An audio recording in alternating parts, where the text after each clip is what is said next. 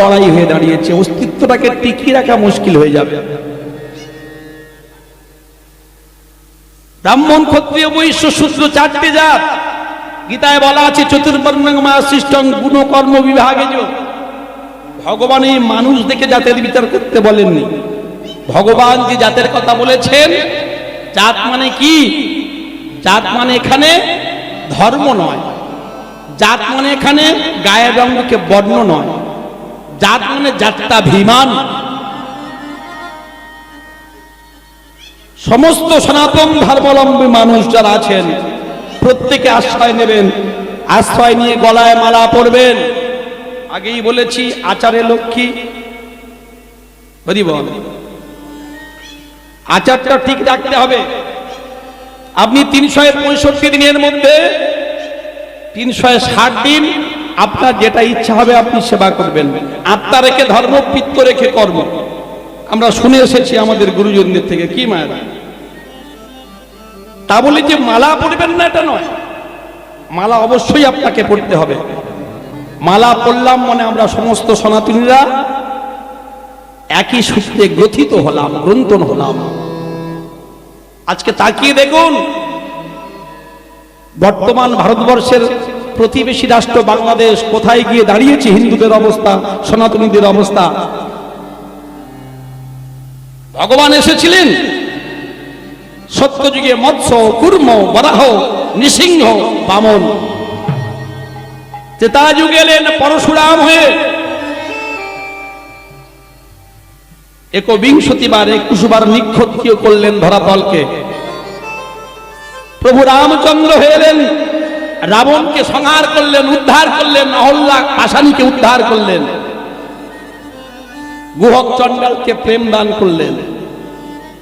দাপর যুগের মাটিতে ভগবান এলেন, কংসকে ধ্বংস করলেন, শিশুপাল দন্তবক্রকে বিনাশ করলেন।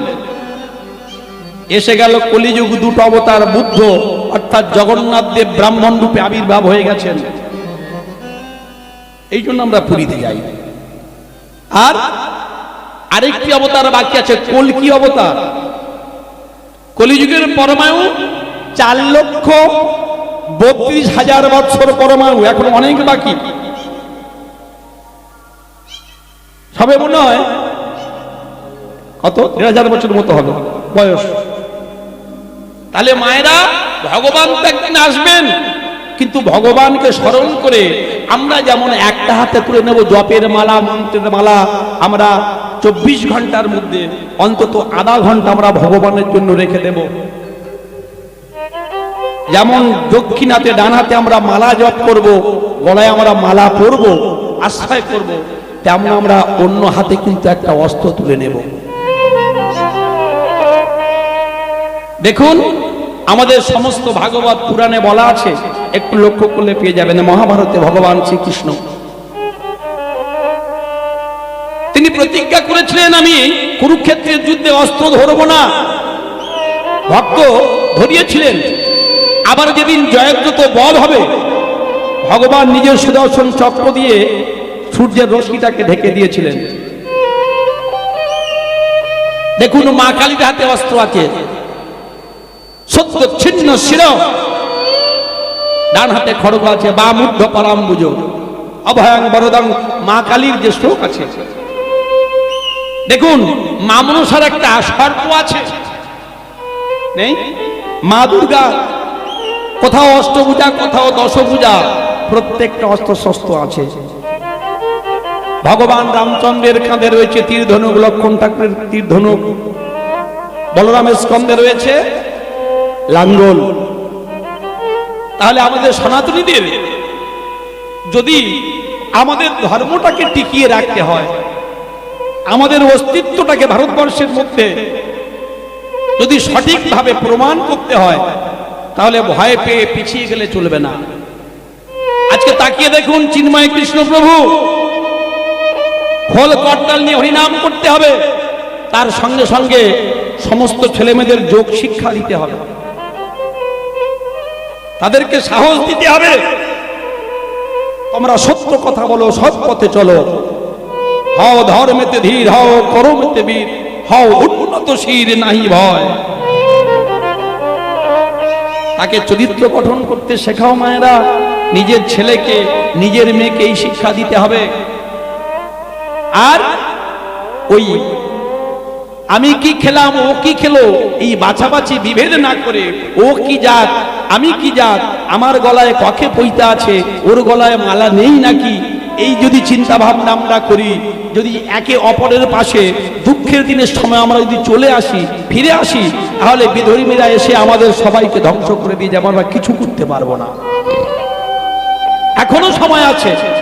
ভারতবর্ষের বুকে দাঁড়িয়ে, পশ্চিম বাংলার বুকে দাঁড়িয়ে আমাদের অস্তিত্বকে আমাদের টিকিয়ে রাখতে হবে। এই হরিনামটাকে টিকিয়ে রাখতে গেলে আমাদেরকে নিজের শক্তিশালী হতে হবে।